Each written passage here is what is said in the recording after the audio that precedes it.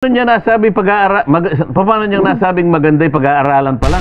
Sinabi po at ang suggestion po ng UN rapporteur, ito po ay magandang suggestion at pag-aaralan po kung talaga pong dapat pa rin sumapi, right? Magiging mag-join sa ICC at Hindi niya maganda eh. Maganda raw ang suggestion. Paano niya nasabi paano niya nasabing maganda yung pag-aaralan pa lang? Yun nga. Oo. Ha? Oo. Anong ginaganda naman nung halimbawa, pero nagbubulag-bulagan yung ICC na yan. Pagkatapos, ano sabi ng rapporteur? Baka pwedeng bumalik kayo sa ICC. Ratify nyo uli yung... Meron ka bang kaparaanan para yung rapporteur na yan, maimbita mo lang dito sa programa natin? Pwede naman. Mamaya, tatawagan natin. Para sa ganun, mapagsabihan natin kung naiintindihan niya yung kanyang mga pinagsasasabi at kung naiintindihan niya yung kanyang gawain. Mukhang may nakaintindi. Sino? Eto, sinabi ho ng Malacanang, okay ang Nino? suggestion eh. Nino? Malacanang, okay. Teka, hindi pwedeng magsalita ang Malacanang. Aha. Oo. Siguro, eto, pakinggan natin. Tungkol dun sa suggestion na bumalik tayo sa ICC, i-ratify yung kung ano-anong kasunduan. May pahayag po dyan si Yusek Claire Castro. Pakinggan po natin. Sino naman yan? Tagapagsalita po ito ng palasyo. ang sinabi po at ang suggestion po ng UN rapporteur, ito po ay magandang suggestion at pag-aaralan po kung talaga pong dapat pa rin sumapi, right? Magiging mag-join sa ICC at i-ratify yung ibang international human rights law. So pag-aaralan po ito mabuti natin, Pangulo. Yes, ito hong Ayan, pag-aaralan, open daw. Ang sinabi ba niya tayo babalik sa ICC? Mukhang yun po yung yung direction eh. Dahil nauna doon sinabi ng Pangulo na open tayo for discussion sa pagbabalik ng ICC. Hindi ako naniniwalang sinabi pa ng Pangulo yun? Dati daw po. Hindi nga, meron tayong may papakitang sinabi ng Pangulo? Parang naging news item namin yan. Kaugnay nitong sinabi ng Kaugnay rapporteur? po nito, opo. Palagay ko, kinakailangan nilang magpaliwanag, Nelson, kung halimbawa sinabi talaga ng Pangulo yun. Sapagkat ayon sa aking konting kaalaman, sabi ko nga sa'yo, dahil meron naman tayong umiiral na batas, lahat ng krimen na magaganap, yung tinatawag na international humanitarian crimes, halimbawa, yung mga genocide na yan, nasasakop na doon sa Republic Act 9851. Malinaw na ang jurisdiction ay dito sa ating bansa. Sapagkat kung halimbawa dito naganap, dito ang jurisdiction. Lalong-lalo na ay kailangan naman nating tanggapin, ewan ko lang sa ibang mga kababayan natin na nagbubulag-bulagan, na ang ating hustisya ay umiiral. Ang ating justice system ay bukas. Ang ating justice system ay gumagana. Magmula sa pinakamaliit, pinakamababa, hanggang sa pinakamataas na hukuman ng ating bansa. Walang makapagsasabi sa ngayon na hindi umiiral ang justice system sa ating bansa. Totoo. Ngayon, kapag sinabi mo na tayo ay babalik uli sa jurisdiction ng Rome Statute, na hindi pa nga natin naayos ang napakaraming pangyayari na hanggang ngayon ay nahahati o nakapaghati sa ating bansa. Yun lang isipin mo na babalik ka dyan nang hindi pa natin naisasantabi ang problema na nilikha ng ICC sa ating bansa. Sa palagay ko ay walang basihan ang lahat ng ito, Nelson. Lalo tayong magkakawatak-watak. Kinakailangan munang aminin natin. Kailangan muna merong magpasya na ang ating justice system ay hindi na umiiral. Napakalanging kalapastanganan naman para i-assume natin yon. Hindi kaya magalit sa atin ang Korte Suprema pagka sinabi natin? Oo nga. Hindi man lang nila iniisip, anong sasabihin sa inyo ng kataas-taas ang hukuman na kinakailangan tayong bumalik uli sa jurisdiction ng ICC? O kaya tanggapin man lang natin ang mungkahi na pasakop na naman tayo sa ganitong uri ng hustisya. Na hindi naman natin alam kung ano ang kung ano yung pinaka motibo. Kaya halimbawa yung pagpunta ko lamang doon, nakikiusap man lang ako na pwede bang mabisita ang isang tao na nasa loob ng inyong detention center. Ako naman ay hindi nagpunta ron bilang isang politiko. Ako ay nagpunta ron una bilang isang mamamayan ng Pilipinas. At nagpakilala naman ako mula sa aking aplikasyon, sinabi ko I am a senator-elect of the Republic of the Philippines.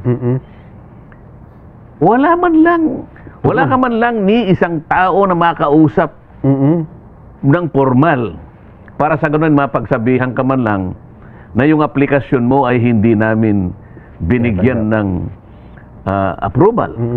Ibig sabihin ang iyong aplikasyon na makita mo ang isa sa mga nakadetine sa aming detention center ay hindi mo pwedeng makita. Kaya nga tanong ko sa sarili ko, anong tinawag pa namang International Criminal Court? Ang tingin ko pagka sinabi mong International Criminal Court, meron siyang katangian na siguro wala sa ibang mga local courts. Ay naman, dapat mas mataas. Baka naman modernong-moderno. At hindi lamang yun. Hindi lamang sa pamagitan ng pasilidad na nakikita mo. Maging siguro doon sa sentido ng kanilang pagpapahalaga ng katarungan. Baka naman nakakataas sila kaysa sa atin. Dapat. Yun ang una kong inassume. Impression. Baka ako dito yung kabaitan ng halimbawa sa korte natin pupunta ka, mababait naman magtatanong ka halimbawa. Magbibigay ka ng paggalang sa kanila. Pwede ko bang mabisita yung nakakulong dyan sa ating National Penitentiary? Meron naman sasalubong sa iyo at ipaalam sa iyo ang mga kaparaanan. Alam mo ba rito sa ICC, mag-a-apply ka wala ka makakausap na tao Naku po. Online So kung yun ang talagang patakaran, pasakop tayo sa patakaran. Bakit naman hindi? Tuntunin nila yun Baka yun ang makabagong forma nga. Kasi nga, kagaya ng ginagawa natin sa ating bansa, no contact policy na rin sa mga salansangan sapag nagkakalagayan, mabuti na wala kang makausap na tao para sa ganun. Walang puwang yung korupsyon. Sabi ko, baka naman ganun. NCAP din. Pasasakop ako doon. Ang kaso ganun na ganun. Ibig ba sabihin, alimbawa online, wala ka bang makakausap na sabi nila ipadadala sa iyong email kung maaaprobahin o hindi. Maghintay ka kanya ng 15 araw at sasabihin namin sa iyo ang resulta ng iyong aplikasyon. Hanggang ngayon wala 24 na araw na yata. Wala man lang ako. Ito yung hindi ko maintindihan pagkatapos sasabihin mo makabago, taga-Europa. Siguro yung kanilang patakaran sa pagpapatupad ng katarungan ay baka mas maganda. Mas mataas na uri. Yun ang aking dapat sana ganun yun lang nandun na ako Yun lang pakikipag-usap nung talagang akala mo yung kausap criminal din iba yung tingin nila yung trato. Sabi ko kung ganito pala yung mga kausap natin pagkatapos baka itong mga tagapagsalita na to na nagsasalita na pabor sa ICC na yan baka hindi sila nakapunta doon yun lang pagpunta doon ilan ang gugugulin mong oras para makarating ka sa Netherlands hindi man lang nila ibig mo sabihin hindi nila binigyan ng pagpapahalaga yung wag na yung gastos ko halimbawa sarili ko naman yun yung tagal yung panahon 16 na oras yata bago ka hindi naman diretso yun pupunta ka muna ng Dubai pagkatapos sa Dubai meron ka pang overlay na mga 2 oras pagkatapos ng 2 oras saka pa lang makakarating ng Netherlands at nandun ka halimbawa sa Amsterdam sasakay ka pa ng siguro mga 2 oras bago ka makarating sa The Hague sa kanila ba walang pagpapahalaga yung sakripisyong ginugol ng isang tao na sa atin kasing mga Pilipino gagamitin na nating batayan yun nagsikap itong taong ito yung tagal man lang ng pagpunta ron wag na yung gastos nagsikap, naghirap talagang nagsakripisyo ng panahon wala man lang nagsabi sa akin kung ano nangyari doon sa aplikasyon ko hanggang ngayon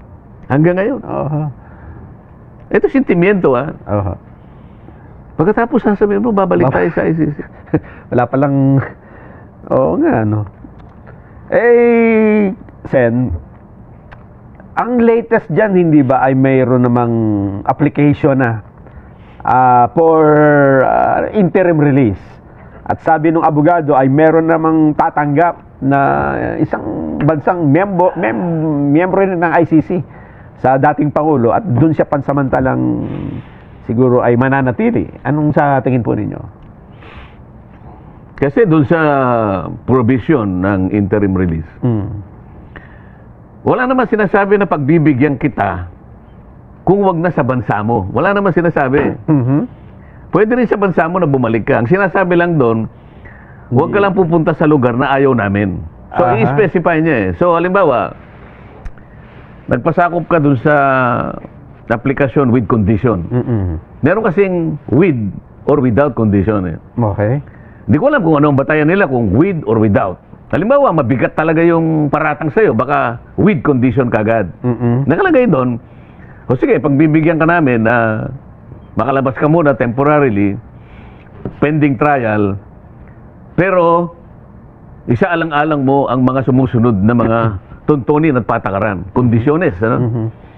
Huwag kang pupunta sa lugar na ayaw namin. So, i-specify nila. Halimbawa, ipagalimbawa natin si dating Pangulong Duterte. O ayaw namin sa Davao ka. Halimbawa, siguro dahil sa daga Davao, meron sigurong comfort zone doon. Ayaw nila sigurong i-baby halimbawa doon, ano? O, nakalagay pa sa kondisyon. Huwag ka makikipag-usap sa mga witnesses. Dahil nga may kaso siya. Dito rin naman ganun ginagawa natin. Huwag ka makikipag-usap sa mga taong i-listing namin. Ililista nila siguro kung sino yung hindi pwedeng kausapin. Bawal magpa-media. Baka siguro sa sinasabi, huwag mong kakausapin itong mga sumusunod na mga tao. Halimbawa, Salvador Medialde, Attorney Salvador Panelo, mga kunwari lang naman. O di sige, okay. Lahat ng kondisyon Approve.